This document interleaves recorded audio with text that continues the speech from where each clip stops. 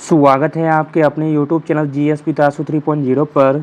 BPSC TRE 4.0 के लिए set practice कराया जा रहा है, जिसमें कि आज हम लोग मॉडर्न हिस्ट्री से संबंधित अति महत्वपूर्ण प्रश्नों को देखेंगे।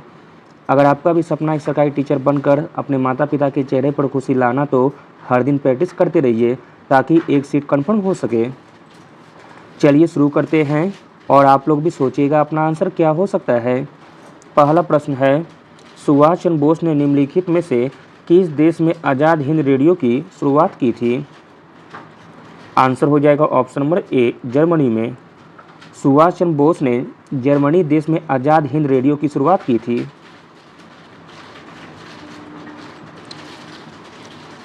आज़ाद हिंद रेडियो एक रेडियो सेवा थी जिसे जर्मनी में नेताजी सुभाष चंद्र बोस ने 1942 में शुरू किया था। अगला प्रश्न देखते हैं। प्रश्न इंपॉर्टेंट है। बिहार में असहयोग आंदोलन के दौरान नवंबर 1920 में किस स्थान पर नशाबंदी आंदोलन चलाया गया था? आंसर हो जाएगा ऑप्शन नंबर डी, छपरा में।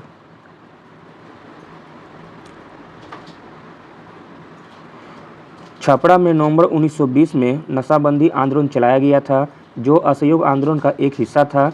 इस आंदोलन का उद्देश्य शराब और नशीले पदार्थों के सेवन को रोकना और ब्रिटिश सरकार के खिलाफ जन जागरूकता बढ़ाना था। अगला प्रश्न है। प्रश्न इंपॉर्टेंट है। निम्नलिखित में से किस अखबार को रातों रात वर्नाकुलर प्रेस एक्ट से बचने के लिए अंग्रेजी अखबार में तब्दील कर दिया गया था? तो दोस्तों वह अखबार था अमृत बाजार पत्रिका। ऑप्शन नंबर सी सही हो जाएगा।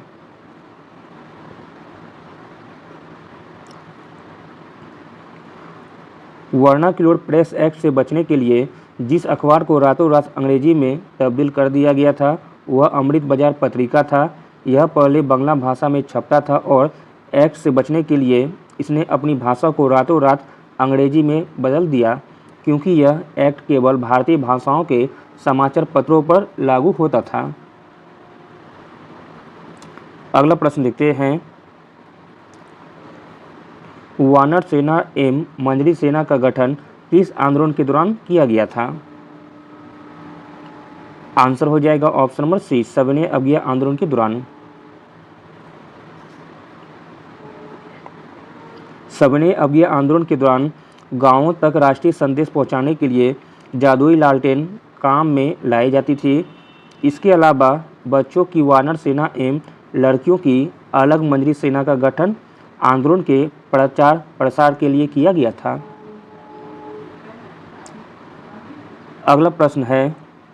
अहमदाबाद टेक्सटाइल लेबर एसोसिएशन की स्थापना निम्नलिखित में से किसके द्वारा किया गया था? आंसर हो जाएगा option number A, Mahatma Gandhi ji के द्वारा। भारत में कपड़ा मजदूरों के सबसे पुराने संघ अहमदाबाद टेक्सटाइल लेबर एसोसिएशन की स्थापना महात्मा गांधी ने की थी। अगला प्रश्न देखते हैं। प्रश्न इंपॉर्टेंट है। किस वर्ष दादा भाई नौरोजी हाउस ऑफ कॉमन्स के सदस्य के रूप में निर्वाचित हुए थे? तो दोस्तों वह वर्ष था वर्ष 1892 का। ऑप्शन नंबर बी सही हो जाएगा। दादा भाई नौरोजी 1892 में हाउस ऑफ कॉमन्स के सदस्य चुने जाने वाले पहले भारतीय बने थे। अगला प्रश्न देखते हैं। प्रश्न इंपॉर्टेंट है। 1857 के विद्रोह के समय दिल्ली में सैनिकों का वास्तविक नेतृत्व किसने किया था? आंसर है ऑप्शन नंबर सी, बख्त खान ने। अगला प्रश्न लिखते हैं। निम्नलिखित में से किसने कांग्रेस के वार्षिक बैठकों को 3 दिनों का तमाशा कहा था? आंसर है option number C, Ashwini Kumar Dutt ने। कांग्रेस के वार्षिक बैठकों को 3 दिनों का तमाशा कहा गया था अश्विनी कुमार दत्त के द्वारा। अगला प्रश्न देखते हैं। 18 फरवरी 1946 को शाही नौसेना का विद्रोह किस शहर से शुरू हुआ था? आंसर हो जाएगा ऑप्शन नंबर बी, बम्बई से। शाही नौसेना का विद्रोह, जिसे रॉयल इंडियन नेवी विद्रोह भी कहा जाता है, 18 फरवरी 1946 को बम्बई में शुरू हुआ था। यह विद्रोह ब्रिटिश शासन के खिलाफ एक महत्वपूर्ण घटना थी और इसे भारतीय नाविकों ने भाग लिया था। अगला प्रश्न देखते हैं। इम्पोर्टेंट प्रश्न है। कांग्रेस की सूरत विभाजन के समय भारत का वायसराय कौन था? कांग्रेस के सूरत विभाजन के समय भारत का वायसराय था लॉर्ड मिंटो द्वितीय। ऑप्शन नंबर बी सही हो जाएगा। और लॉर्ड मिंटो द्वितीय कांग्रेस की सूरत विभाजन 1907 में शुरू हुआ था, जब भारतीय राष्ट्रीय कांग्रेस दो गुटों में विभाजित हो गई थी, उदारवादी और उग्रवादी में। अगला प्रश्न देखते हैं, निम्नलिखित में से कौन क्रिस मिशन के साथ कांग्रेस के आधिकारिक वार्ताकार थे? आंसर हो जाएगा ऑप्शन नंबर डी, उपयुक्त में से एक से अधिक। इसमें आपका हो जाएगा जवाहरलाल नेहरू तथा मौलाना आज़ाद।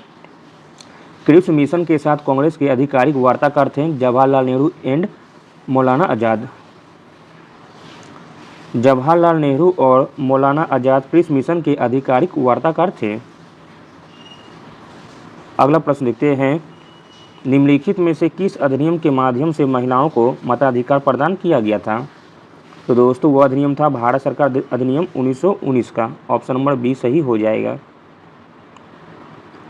भारत सरकार अधिनियम 1919 की मॉन्टेग्यू चेम्सफोर्ड सुधार भी कहते हैं।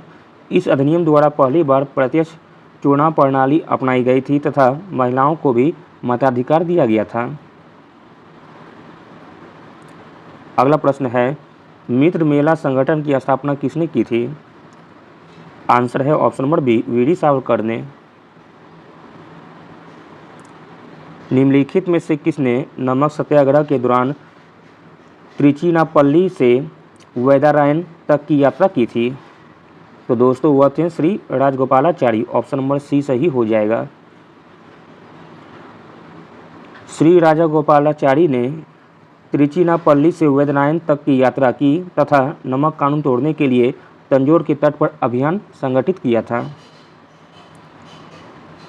अगला प्रश्न देखते हैं, किस वर्ष बंगाल एवं बिहार में भूमि किराएदारों के अधिकारों के लिए बंगाल काश्तकारी अधिनियम लाया गया था? आंसर है ऑप्शन नंबर बी, 1885 में। 1885 में बंगाल एवं बिहार में भूमि किराएदारों के अधिकारों के लिए बंगाल काश्तकारी अधिनियम लाया गया था। अगला प्रश्न देखते हैं, इम्पोर्टेंट है, डेनिश ईस्ट इंडिया कंपनी ने भारत में अपनी प्रथम फैक्ट्री कहाँ स्थापित किया था? आंसर हो जाएगा ऑप्शन नंबर ए, ट्रैंकूवर में। अगला प्रश्न है, पानीपत की तृतीय युद्ध 1761 के समय मराठा पेशवा निम्नलिखित में से कौन था? आंसर है option number C, Balaji Bajirao.